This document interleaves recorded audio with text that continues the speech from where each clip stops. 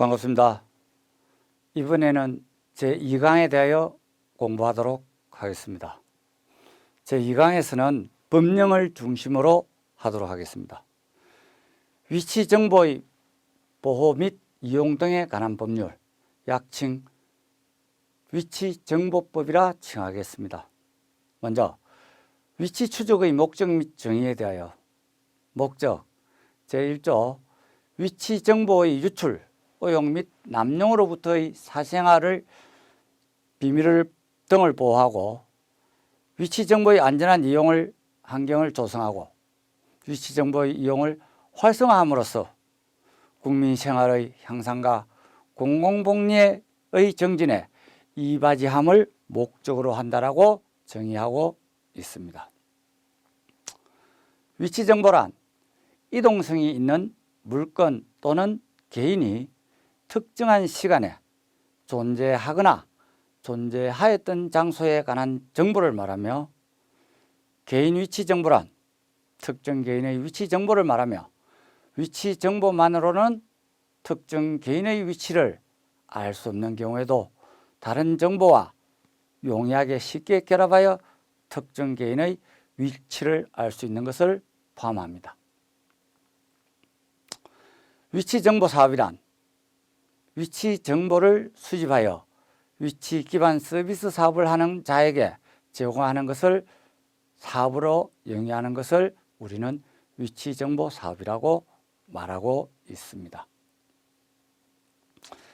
문제점으로서는 휴대전화를 이용한 위치 추적 등 사생활 침해와 각종 범죄 수단으로 악용될 소지가 있고, 위치 정보가 누출될 경우에는 개인의 위치가 추적 가능하며 위치 정보의 프라이버시가 계속적으로 문제점으로 대두되고 있는 현실에 처해 있습니다. 종류로서는 이동통신사의 친구 찾기 부가 서비스를 이용하거나 휴대전화 복제에 의한 상대방의 위치 추적, 시중에 유통 중인 위치 추적 장비 등이 있으며, 위치정보 사업 허가는 위치정보 사업을 하고자 하는 자는 다음 사항에 대하여 대통령령으로 정하는 바에 따라 방송통신위원회의 허가를 받아야 한다.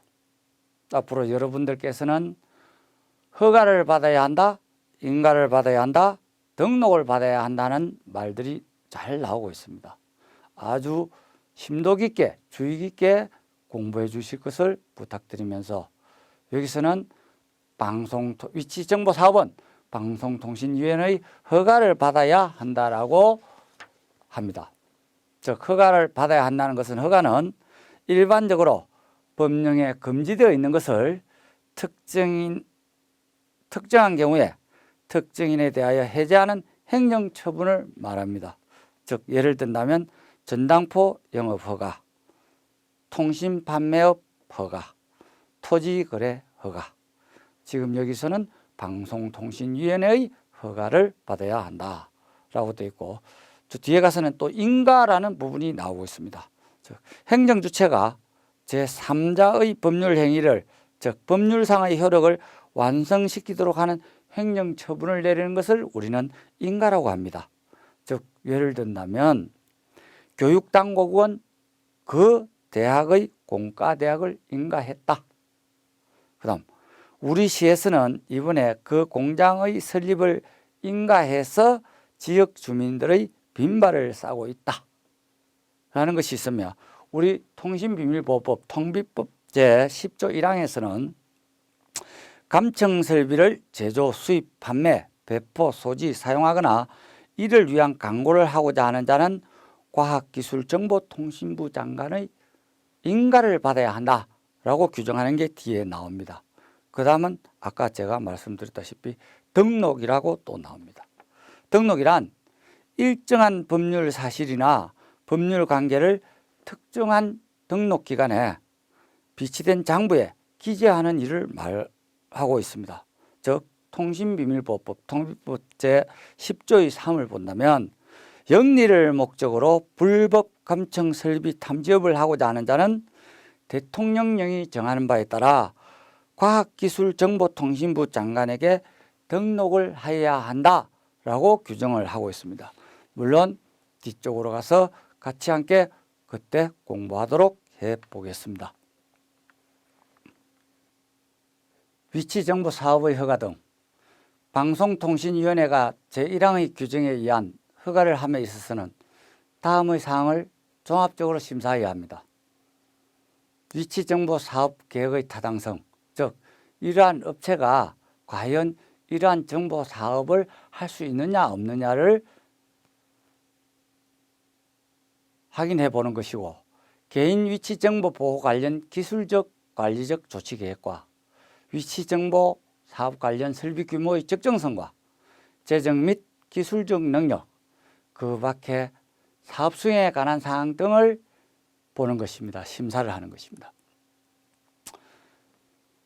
위치정보의 수집 금지, 위치정보의 수집 등 금지에서 위치정보법 제15조 1항 및 제2항에서 1항 누구든지 개인 또는 소유자의 동의를 얻지 아니하고 당해 개인 또는 이동성이 있는 물건의 위치 정보를 수집, 이용 또는 제공하여서는 아니 된다. 제2항은 누구든지 타인의 정보통신기기를 복제하거나 정보를 도용하는 등의 방법으로 위치정보 사업자 등을 속여 타인의 개인 위치 정보를 제공받아서는 아니 된다. 제3항은 위치 정보를 수집할 수 있는 장치가 부착된 물건에 대하여는 부착된 물건을 대여하는 자는 위치정보 수집 장치가 부착된 사실을 대여받는 자에게 반드시 알려줘야 한다.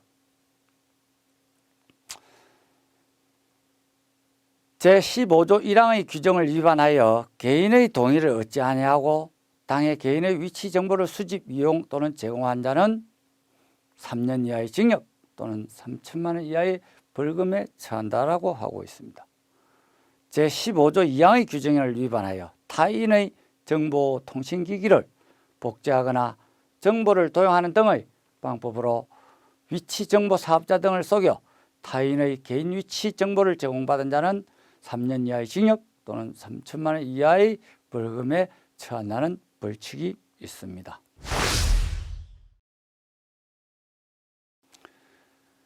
도청 금지와 감청의 허용 및 법적 근거로서는 도청이란 개인의 이익을 목적으로 타인의 동의나 허락 없이 유선 또는 무선으로 기타 장치에 의한 감시, 녹음, 청취의 방법으로 각종 정보를 입수하는 행위를 말하는 것입니다. 우리 통신비밀보호법, 즉 통비법과 형사소송법 또는 군사법원의 규정에 따라 허용된 감청 이외의 모든 것은 도청에 해당된다고 볼 수 있을 것입니다. 그렇다면 도청은, 그런데 감청이란 수사기관이 합법적인 절차에 따라 전기통신에 대하여 당사자의 동의 없이 전자장치, 기계장치 등을 사용하여 통신의 음향, 문헌, 부호, 영상을 청취하여 듣고 그 내용을 지득 알고 또는 채록 녹음하거나 하는 전기통신의 송수신을 방해하는 것을 우리는 감청이라는데 통비법 제2조 제7조를 참고하시면 되겠습니다. 감청설비와 불법 감청설비 탐지 구분으로서는 통신비밀보호법 제2조 8호에서 감청설비란 대화 또는 전기, 통신의 감청에 사용될 수 있는 전자장치, 기계장치, 기타 설비를 말한다. 단 여기서 제외되는 것은 우리의 일상 가사생활 실내에서 사용되고 있는 전기통신기기, 기구 또는 그 부품으로서 일반적으로 사용되는 것 및 청각교정을 위한 보청기 또는 이와 유사한 용도로 일반적으로 사용되는 것 중에서 대통령령으로 정하는 것은 제외된다 할 것입니다. 통신비밀보호법 제2조 8호 2에서는 통신비밀보호법의 규정에 의하지 아니하고 행하는 감청 또는 대화의 청취에 사용되는 설비를 탐지하는 것을 우리는 불법 감청 설비 탐지라고 이야기합니다. 통신비밀법 통비법 제3조에서 누구든지 통신비밀보호법과 형사소송법 또는 군사법원의 규정에 의하지 아니하고는 우편물의 검열, 전기통신의 감청 또는 통신사실 확인 자료의 제공을 하거나 공개하지 아니한 타인 간의 대화를 녹음 또는 청취하지 못하는 것을 말하고 있습니다. 즉, 저와 A라는 사람과 통화를 하고 있다. 통화 중에 녹음을 했다. 이것은 우리는 도청이 아니다. 통화 간의 대화인 것이죠. 불법적으로 타인 간의 대화를 녹음 또는 청취한 자는 1년 이상 10년 이하의 징역과 5년 이하의 자격정지에 처해진다. 감청 허용의 법적 근거로서는 통비법 제5조 범죄 수사를 위한 통신 제한 조치와 통비법 제7조 국가안보를 위한 통신 제한 조치, 통비법 제8조 긴급 통신 제한 조치가 있으며 통신 제한 조치로서는 수사를 위하여 필요한 경우 우편물 검열과 전기통신을 감청을 하는 것이다. 통비법 제2조를 참고하시면 되겠습니다. 범죄 수사를 위한 통신 제한 조치로서는 근거는 통비법 제5조에서 6조에 있으며 요건으로서는 범죄를 계획 실행하고 있거나 실행하였다고 의심할 만한 충분한 이유가 있는 경우 또는 다른 방법으로는 범죄 실행을 저지하거나 범인의 체포 또는 증거 수집이 어려운 때에 한합니다. 국가를 위한 통신 제한 조치로서는 통비법 제7조에서 요건은 정보수사기관의 장이 행하고 국가 안전보장에 대한 상당한 위험이 예상되는 경우에 한하고 있으며 그 위해를 사전에 방지하기 위하여 이에 관한 정보 수집이 특히 필요한 때 행하는 통신 제한 조치를 말합니다. 긴급 통신 제한 조치는 통비법 제8조에서 요건으로는 검사, 사법경찰관 또는 정보수사기관의 장이 행하고 국가안보를 위협하는 업무행위, 직접적 사망, 심각한 상해, 위험이 야기되는 범죄 또는 조직범죄의 계획, 실행과 같은 긴박한 사항이 있어야 된다는 것입니다. 법원의 허가, 대통령 승인에 필요한 절차를 거칠 수가 없는 긴급한 사유가 발생한 경우에만 행할 수 있다는 것입니다. 범죄 수사를 위한 통신 제한 조치로서는 280여 개의 범죄에서 제외되는 범죄로서는 외국 국기, 국장 모독죄, 존속 협박, 자동차 등 불법 사용, 상해치사, 폭행치사, 사기, 공무집행방해, 작물취득, 폭력행위 등 처벌에 관한 법률, 관세법 위반, 즉 여기서 말하는 것은 아주 중요한 범죄가 아닌 것을 말하고 있고 국가안보를 위한 통신 제한 조치로서는 국가보안법 등 280여 개의 범죄 행위 내에서 국가안보를 위협하는 행위를 말하고 긴급 통신 제한 조치의 요건으로서는 국가보안법 및 형법 등에 규정된 범죄 행위 내에서 국가안보를 위협하거나 중대한 범죄의 계획이나 실행 등 긴박한 사항이 있을 때 행한다라고 되어 있습니다. 범죄 수사를 위한 통신 제한 조치로서는 허가 절차는 사법경찰관의 신청, 검사의 청구에 의하여 통신 당사자의 쌍방, 일방의 주소지 또는 소재지, 범죄지를 관할하는 지방법원 또는 지원의 법관이 발부하며 사법경찰관은 검사에 대하여 통신 제한 조치를 신청할 수 있습니다. 국가안보를 위한 통신 제한 조치로서는 허가 절차는 통신의 일방 쌍방 당사자가 내국인일 때 고등법원 수석부장 판사 허가를 받아야 하고 대한민국에 적대하는 국가, 반국가 활동의 혐의가 있는 외국의 기관, 단체와 외국인 대한민국의 통치권이 사실상 미치지 않는 한반도 내 집단, 외국 소재 그 산하단체의 구성원, 통신인대 및 제1항 1호 단서의 경우 대통령의 서면 승인을 받아야 합니다. 또한 긴급 통신 제한 조치로서는 긴급 시에는 법원의 허가 없이 할 수 있고 36시간 내에 법원의 허가를 반드시 받아야 됩니다. 여기서 중요한 것은 36시간인 것입니다. 만약에 법원의 허가를 받지 못한 때는 즉시 통신 제한 조치를 중지해야 됩니다. 단 시간 내에 종료하였을 시에는 지체 없이 통보서를 작성해서 검사장에게 송부하여야 할 것입니다. 여기서는 지체 없이라고 쓰고 있습니다. 범죄 수사를 위한 통신 제한 조치로서는 2월인데 연장이 가능합니다. 해수는 제한이 없고, 국가 안보를 위한 통신 제한 조치는 4월입니다. 연장이 가능하고 해수는 제한이 없습니다. 그러나 긴급 통신의 제한 조치는 긴급 통신 제한 조치를 한 때로부터 36시간 이내에 법원의 허가를 받아야 합니다. 대통령의 승인을 받지 못한 때에는 이를 즉시 정지해야 한다. 통신시설 확인 자료로서 통비법 제2조 11호에서 어디까지 확인을 해줄 수 있느냐라는 것이 관건이죠. 그럼 통신비밀보호법이 보장하는 것이 있고 전기통신사업법이 보장하는 것이 있다 이거죠.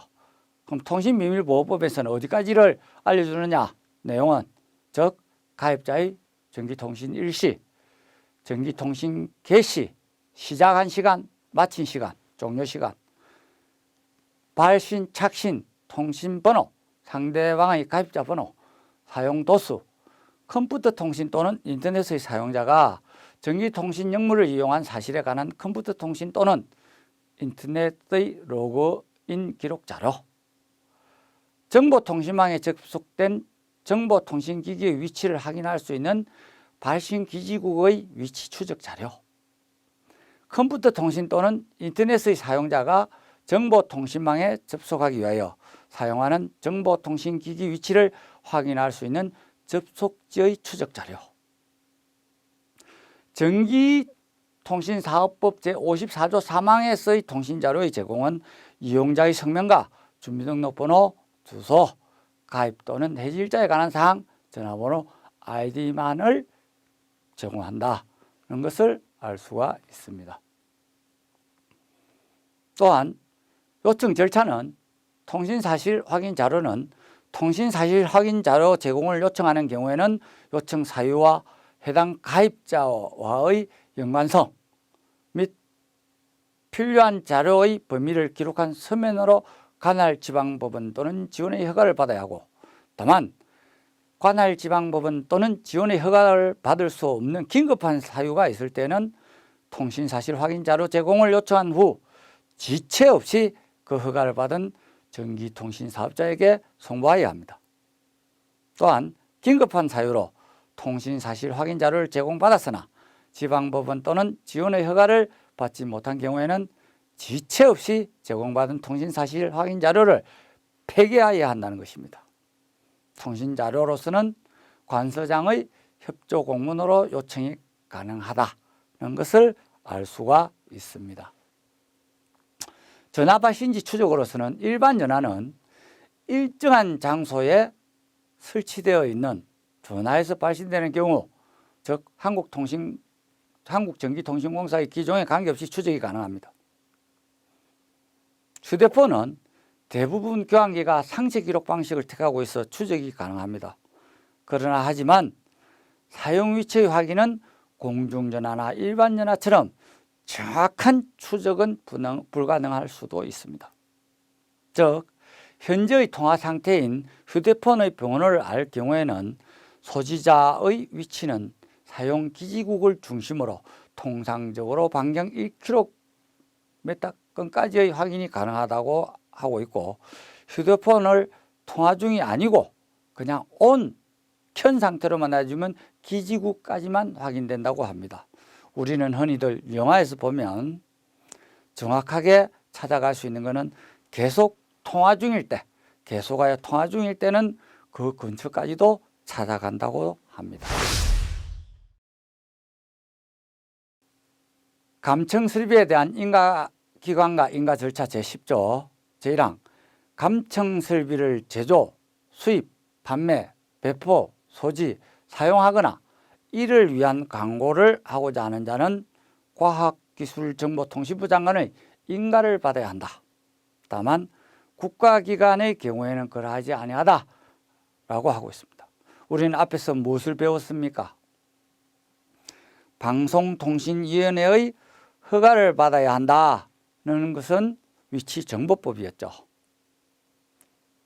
지금 여기서는 과학기술정보통신부 장관의 인가를 받아야 한다 라고 하고 있습니다. 과학기술정보통신부 장관은 제1항의 인가를 하는 경우에는 인가 신청자, 인가 연월일, 인가된 감청설비의 종류와 수량 등 필요한 사항을 대장에 기재하여 비차해야 하고 제1항의 인가를 받아 감청설비를 제조, 수입, 판매, 배포, 소지 또는 사용하는 자는 인가 연월일, 인가된 감청설비의 종류와 수량, 비치 장소 등 필요한 사항을 대장에 기재하여야 한다. 그러나 다만 지방자치단체의 비품으로서 그 직무 수행에 제공된 감청설비는 해당 기관의 비품 대장에만 기재하면 될 것입니다. 국가기관 감청설비의 신고.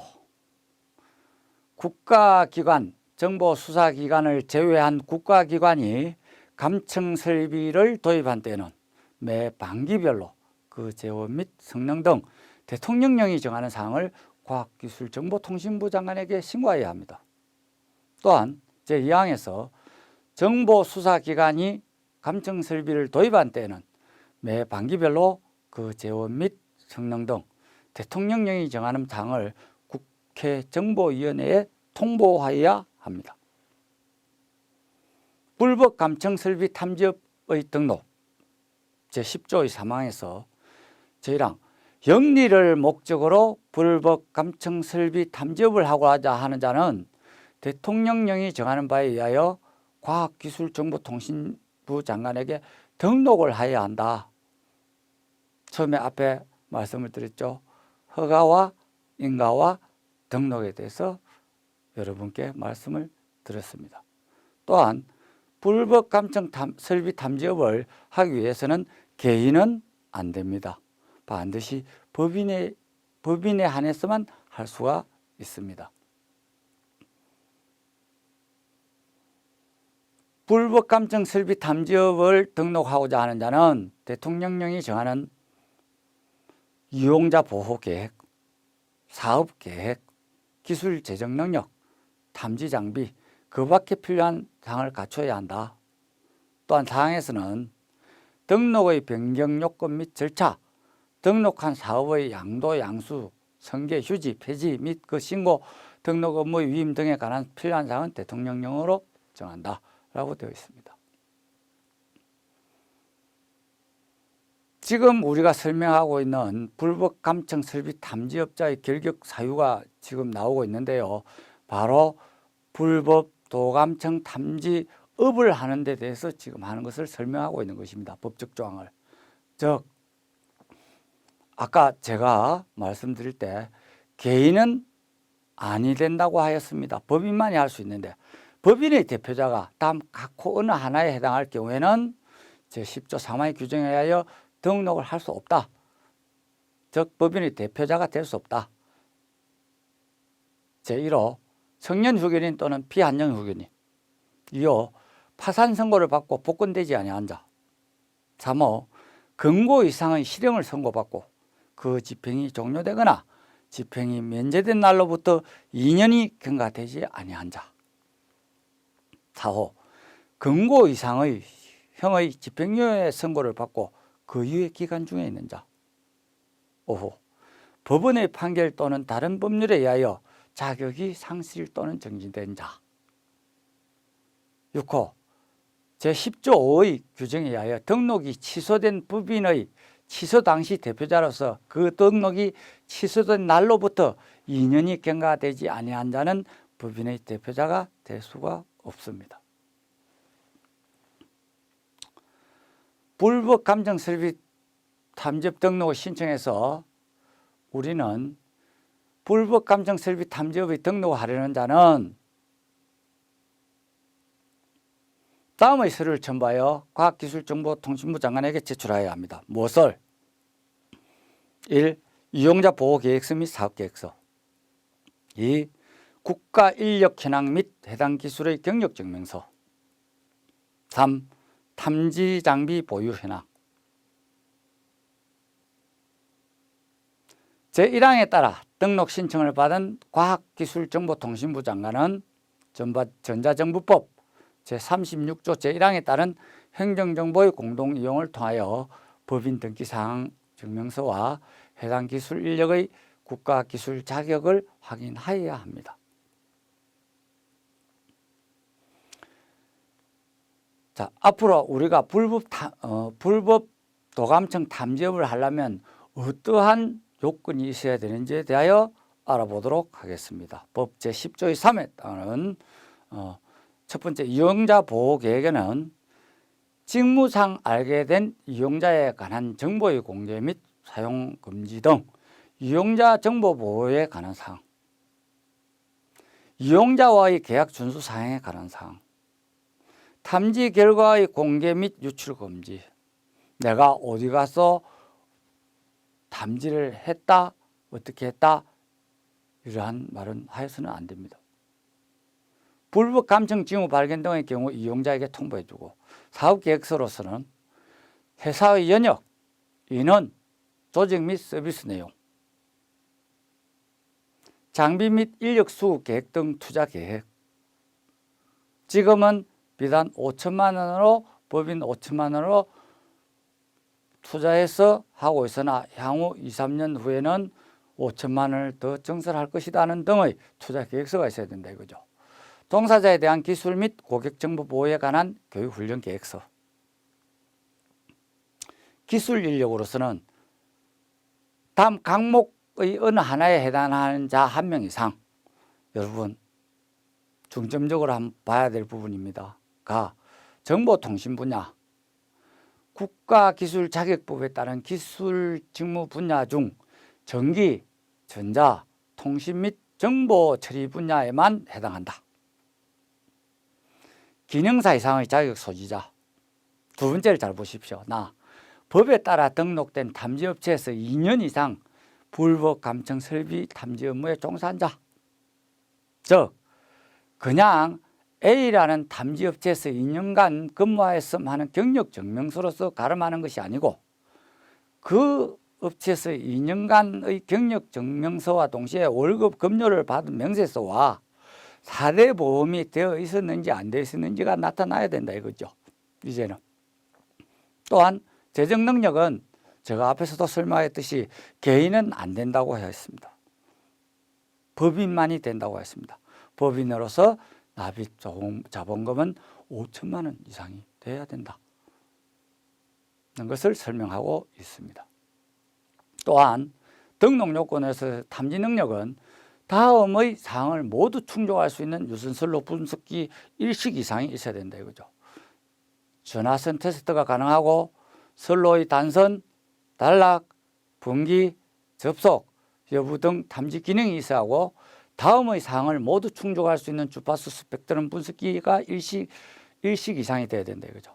1번은 주파수 500kHz부터 1.5GHz까지 측정이 가능하고, 특정 주파수 탐색 기능, 특정 주파수 모니터 기능이 있어야 된다는 것입니다. 이렇게 함으로 해가지고 우리는 불법 도감청 탐지업을 하려면 이러한 등록 요건을 갖추어서 제출하면 업을 할 수가 있는 것입니다.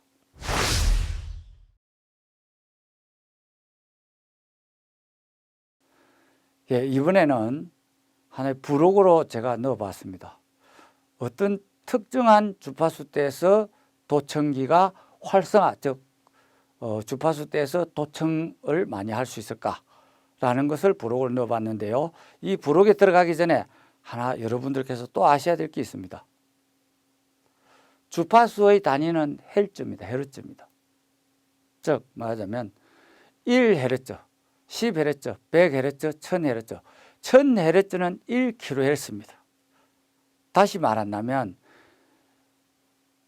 1kHz는 10의 3성, 1MHz는 10의 6성, 1GHz는 10의 9성, 1THz는 10의 12성이라는 것을 알아주시고 이번 것을 봐주시면 감사하겠습니다. 자, 5만 메가헤르츠에서 5만 4천 메가헤르츠 도청 5, 10만 8천 메가헤르츠에서 13만 7천 메가헤르츠 도청 5, 13만 8천에서 14만 4천, 14만 4천에서 14만 6천 메가, 14만 6천 메가에서 17만 4천 메가, 21만 6천 메가에서 32만 2천 메가, 32만 8,600 메가에서 37만 1,500 메가, 39만 9,500 메가에서 42만 메가, 43만 메가에서 44만 메가, 44만 메가에서 47만 메가, 75만 2천 메가에서 80만 6천 메가,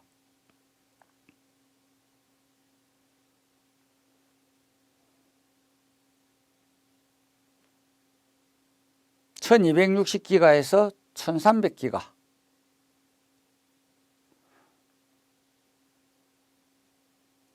2400기가에서 2450기가 때에서는 도청옥이 짙다. 도청기는 거진 이러한 주파수대에서 만들어지고 있다는 것을 말씀드렸습니다. 다음은 문제풀이로 들어가겠습니다. 1번. 영리를 목적으로 불법 감청 설비 탐지업을 하고자 하는 자는 대통령령이 정하는 바에 의하여 과학기술정보통신부 장관에 등록을 해야 한다. 이를 어길 시 처해지는 벌칙은 5년 이하의 징역 또는 3천만 원 이하의 벌금, 3년 이하의 징역 또는 1천만 원 이하의 벌금, 5년 이하의 징역 또는 2천만 원 이하의 벌금, 3년 이하의 징역 또는 3천만 원 이하의 벌금. 1번 5년 이하의 징역 또는 3천만 원 이하의 벌금이 되겠습니다. 문제 2번. 불법 감청 설비 탐지업자의 결격 사유에 해당되지 않는 것은입니다. 법원의 판결 또는 다른 법률에 의하여 자격이 상실 또는 정지된 자, 나 파산 선고를 받은 자로서 복권된 자, 다 금고 이상의 실형을 선고받고 그 집행이 종료되거나 집행이 면제된 날로부터 2년이 경과되지 아니한 자, 성년 후견인 또는 피해 한정 후견인. 나번 파산 선고를 받은 자로서 복권된 자는 결격 사유에 해당되지 않습니다. 파산 선고를 받고 복권되지 아니한 자라고 돼야 되겠죠. 다음 문제 3번.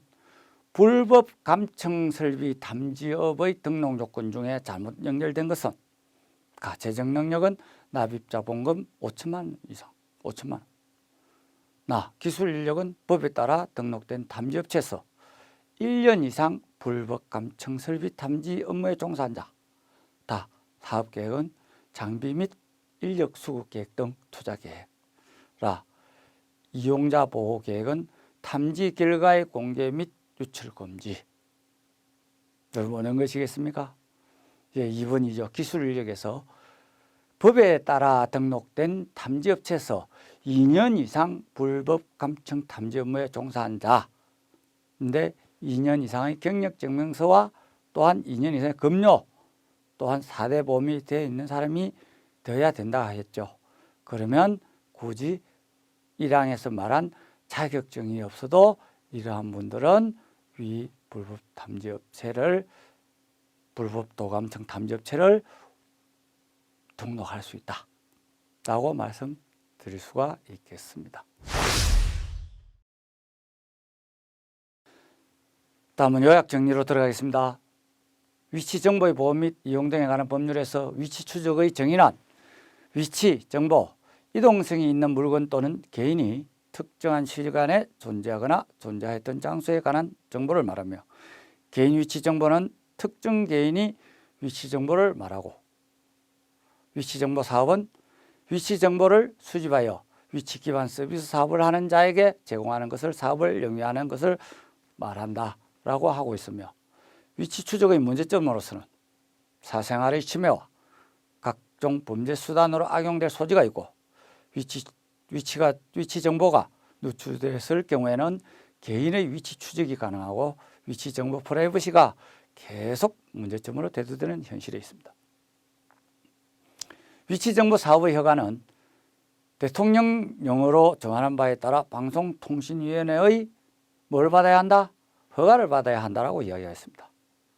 위치 정보 사업의 계획과 타당성, 개인 위치 정보 보호 관련 기술적 관리적 조치 계획, 위치 정보 사업 관련 설비 규모의 적정성, 재정 및 기술적 능력, 그 밖에 사업 수행에 관한 사항을 말씀드렸습니다.